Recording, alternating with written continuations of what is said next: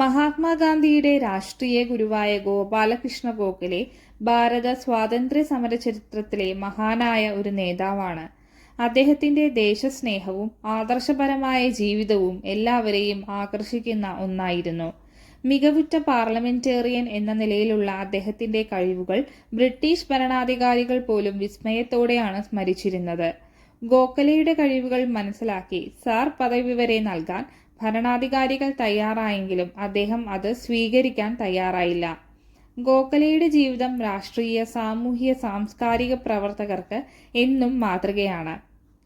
മഹാരാഷ്ട്രയിലെ രത്നഗിരി ജില്ലയിൽ ഒരു സാധാരണ ഗുമസ്തനായ കൃഷ്ണറാവുവിന്റെ മകനായി 1866 മെയ് മാസത്തിൽ ഗോപാലകൃഷ്ണ ഗോഖലെ ജനിച്ചു. ബുദ്ധിശക്തിയിലും സത്യസന്ധതയിലും ഗോപാലകൃഷ്ണ ഗോഖലെ നന്നേ ചെറുപ്പം മുതൽ തന്നെ ശ്രദ്ധേയനായിരുന്നു. കൊച്ചു ഗോഖലെയുടെ സത്യസന്ധതയുടെ മഹത്വം വ്യക്തമാക്കുന്ന എത്രയോ സംഭവങ്ങൾ ജീവചരിത്രകാരന്മാർ രേഖപ്പെടുത്തിയിട്ടുണ്ട്. 13-ാം വയസ്സിലെ അച്ഛന്റെ മരണം ഗോഖലെയുടെ ജീവിതത്തിൽ കനത്ത പ്രഹരമേൽപ്പിച്ചു.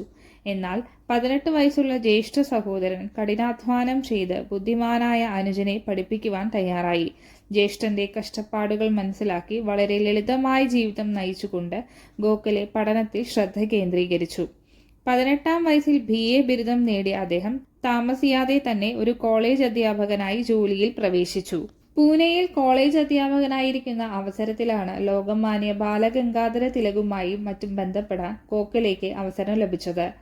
ഗോഖലെയുടെ അസാമാന്യ പാടവം മനസ്സിലാക്കിയ ബാലഗംഗാധര തിലക് അദ്ദേഹത്തെ ഡെക്കാൻ എഡ്യൂക്കേഷൻ സൊസൈറ്റിയിൽ അംഗമാകുവാൻ പ്രേരിപ്പിച്ചു. താമസിയാതെ അദ്ദേഹം സൊസൈറ്റിയിൽ അംഗമാകുകയും സൊസൈറ്റി നടത്തി വന്നിരുന്ന ഫെർഗുസൺ കോളേജിൽ പ്രൊഫസറുടെ ജോലി ഏറ്റെടുക്കുകയും ചെയ്തു.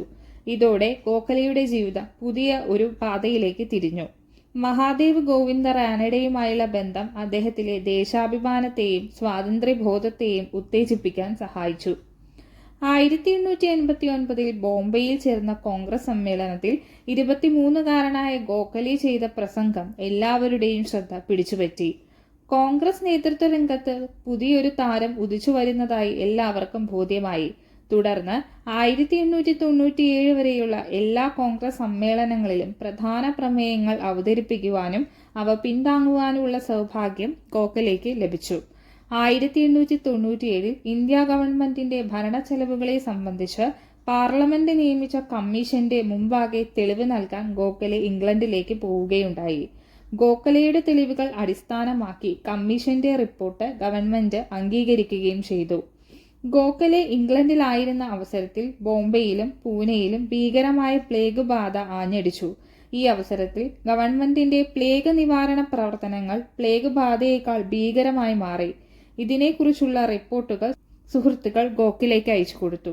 ഈ റിപ്പോർട്ടിന്റെ അടിസ്ഥാനത്തിൽ അദ്ദേഹം ഇംഗ്ലണ്ടിൽ വെച്ച് ഗവൺമെന്റിനെ നിശിതമായി വിമർശിച്ചുകൊണ്ടുള്ള പ്രസംഗങ്ങൾ നടത്തി. എന്നാൽ ഗോഖലെ ചൂണ്ടിക്കാണിച്ച വസ്തുതകൾ സത്യത്തിന് നിരക്കാത്തതാണെന്നാണ് ഇന്ത്യ ഗവൺമെന്റ് ഇറക്കിയ പ്രസ്താവനയിൽ ചൂണ്ടിക്കാണിച്ചത്. സ്വദേശത്ത് തിരിച്ചെത്തിയ ഗോഖലെ തന്റെ പ്രസ്താവനകൾ പിൻവലിച്ചതും ക്ഷമാപണം നടത്തിയതും മിക്കവരുടെയും വിമർശനത്തിന് പാത്രമായി. അതിനാൽ സജീവ രാഷ്ട്രീയ പ്രവർത്തനങ്ങളിൽ നിന്നും അദ്ദേഹത്തിന് അല്പം മാറി നിൽക്കേണ്ടതായി വന്നു. പിന്നീട് 1904 കോൺഗ്രസ് സമ്മേളനം മുതൽക്കാണ് അദ്ദേഹം സജീവമായി രംഗത്തിറങ്ങിയത്. ഗോഖലെ പൂനെ മുനിസിപ്പൽ കൗൺസിലിലെയും ബോംബെ സർവകലാശാലയിലെയും അംഗമായി തിരഞ്ഞെടുക്കപ്പെട്ടു. കൗൺസിൽ അംഗമെന്ന നിലയിൽ അദ്ദേഹം ചെയ്ത പ്രവർത്തനങ്ങൾ ശ്രദ്ധേയങ്ങളായിരുന്നു. 1899 ഗോഖലെ ബോംബെ നിയമസഭാംഗമായി തിരഞ്ഞെടുക്കപ്പെട്ടു. സംസ്ഥാനത്ത് പ്രശ്നങ്ങൾ നിറഞ്ഞ ഒരവസരത്തിലായിരുന്നു ഈ തെരഞ്ഞെടുപ്പ്.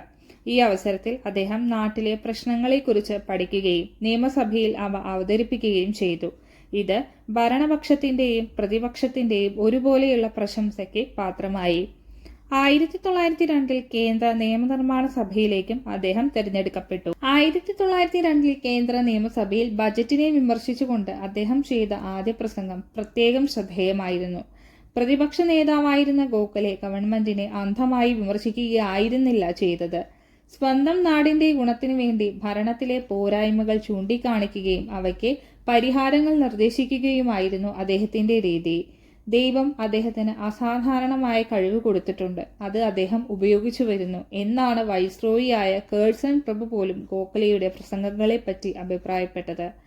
1902 മുതൽ 1915 മരിക്കുന്നതുവരെ ഗോപാലകൃഷ്ണ ഗോഖലെ കേന്ദ്ര നിയമസഭാംഗമെന്ന നിലയിൽ ചെയ്ത പ്രവർത്തനങ്ങൾ പാർലമെന്റ് ചരിത്രത്തിലെ അവിസ്മരണീയമായ സംഭവങ്ങളാണ്.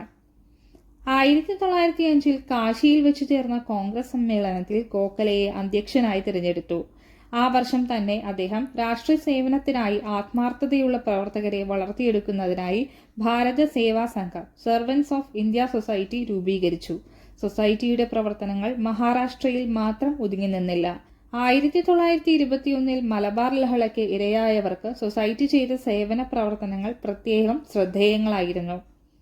1905 ബംഗാൾ വിഭജനം ഇന്ത്യൻ രാഷ്ട്രീയ രംഗത്ത് കോളിളക്കങ്ങൾ സൃഷ്ടിച്ചു. ജനങ്ങളും ഭരണപക്ഷവും തമ്മിലുള്ള വിടവ് ഇത് വർദ്ധിപ്പിച്ചു. ഈ അവസരത്തിൽ ബംഗാൾ വിഭജനം ഒഴിവാക്കുന്നതിനായി ബ്രിട്ടീഷ് ഗവൺമെന്റിനെ പ്രേരിക്കുവാൻ ഗോഖലെയുടെ നേതൃത്വത്തിൽ ഒരു പ്രതിനിധി സംഘം ഇംഗ്ലണ്ടിലേക്ക് പോവുകയുണ്ടായി. ഗോഖലെ ഇംഗ്ലണ്ടിൽ വെച്ച് ഇന്ത്യ സ്റ്റേറ്റ് സെക്രട്ടറി മോർലി പ്രഭുവുമായും മറ്റും സംഭാഷണങ്ങൾ നടത്തി. ഇന്ത്യയിൽ വളർന്നുവരുന്ന ദേശീയ ബോധത്തെക്കുറിച്ച് ബ്രിട്ടീഷ് ഗവൺമെന്റിനെ വ്യക്തമായി ബോധ്യപ്പെടുത്തി കൊടുക്കാൻ ഗോഖലെയ്ക്ക് സാധിച്ചു. ഇന്ത്യൻ സ്വാതന്ത്ര്യ പ്രക്ഷോഭത്തെ മതത്തിന്റെ പേരിൽ വിഭജിക്കുവാനുള്ള തന്ത്രം ബ്രിട്ടീഷ് ഇന്ത്യ ഗവൺമെന്റിന് ഉപേക്ഷിക്കേണ്ടതായി വന്നു. എന്നാൽ ഇതേ രീതിയിൽ 4 പതിറ്റാണ്ടിന് ശേഷം ഭാരതത്തെ തന്നെ വിഭജിക്കാൻ ബ്രിട്ടീഷുകാർക്ക് സാധിച്ചു എന്നത് ഏതൊരു ഭാരതീയനെയും വേദനിപ്പിക്കുന്ന വസ്തുതയാണ്. 1908 ഗോഖലെ ഇംഗ്ലണ്ടിലേക്ക് പോയി. ഭാരതത്തിൽ നടത്തേണ്ട ഭരണപരിഷ്കാരങ്ങളെക്കുറിച്ച് ഇംഗ്ലണ്ടിലെ നേതാക്കളുമായി ചർച്ച നടത്തുവാൻ അദ്ദേഹത്തിന് സാധിച്ചു. മിന്റോ മോർലി ഭരണപരിഷ്കാരത്തിൽ ഗോഖലെയുടെ സ്വാധീനം ശ്രദ്ധേയമാണ്. പ്രാഥമിക വിദ്യാഭ്യാസം രാജ്യത്ത് സൗജന്യവും നിർബന്ധവുമാക്കണമെന്ന് ആവശ്യപ്പെട്ടുകൊണ്ട് അദ്ദേഹം 1901 കേന്ദ്ര നിയമസഭയിൽ അവതരിപ്പിച്ച പ്രമേയത്തിന് വേണ്ട അംഗീകാരം ലഭിച്ചില്ലെങ്കിലും ഭാവിയിലേക്കുള്ള ഒരു മുതൽക്കൂട്ടായി അത് മാറി.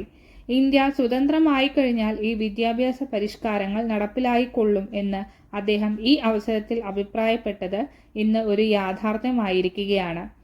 1912 ഒക്ടോബർ മാസത്തിൽ ഗാന്ധിജിയുടെ ക്ഷണമനുസരിച്ച് അദ്ദേഹം ദക്ഷിണാഫ്രിക്കയിൽ 6 ആഴ്ചക്കാലം പ്രചാരണം നടത്തി. ദക്ഷിണാഫ്രിക്കയിലെ ഇന്ത്യൻ വംശജരുടെ ദുരിതങ്ങളെക്കുറിച്ചും അവർക്ക് ചെയ്തു കൊടുക്കേണ്ട ആനുകൂല്യങ്ങളെക്കുറിച്ചും സ്വീകരണ യോഗങ്ങളിൽ ഗോഖലെ നടത്തിയ പ്രസംഗങ്ങൾ അവിടുത്തെ ബ്രിട്ടീഷ് അധികാരികളെ പോലും വിസ്മയപ്പെടുത്തുകയുണ്ടായി. ഇതോടെ ദക്ഷിണാഫ്രിക്കയിലെ ഇന്ത്യക്കാർ അനുഭവിച്ചിരുന്ന അവഹേളനങ്ങൾക്ക് അല്പം ആശ്വാസം ലഭിച്ചു. ഗോഖലെ ഒരു പ്രഭു കുടുംബാംഗമോ രാജാവോ ആയിരുന്നില്ല, മറിച്ച് എന്നെയും നിങ്ങളെയും പോലെ ഒരു സാധാരണക്കാരൻ മാത്രമായിരുന്നു. ഉയർന്ന പദവിയിൽ അദ്ദേഹം എത്തിയത് തന്റെ ബുദ്ധിയും പ്രാപ്തിയും അധ്വാനം കൊണ്ട് മാത്രമാണ്. ഗോഖലെ നമ്മെ വിട്ടുപിരിഞ്ഞു പോയി, എങ്കിലും അദ്ദേഹത്തെ എങ്ങനെ നമുക്ക് മറക്കാനാകും?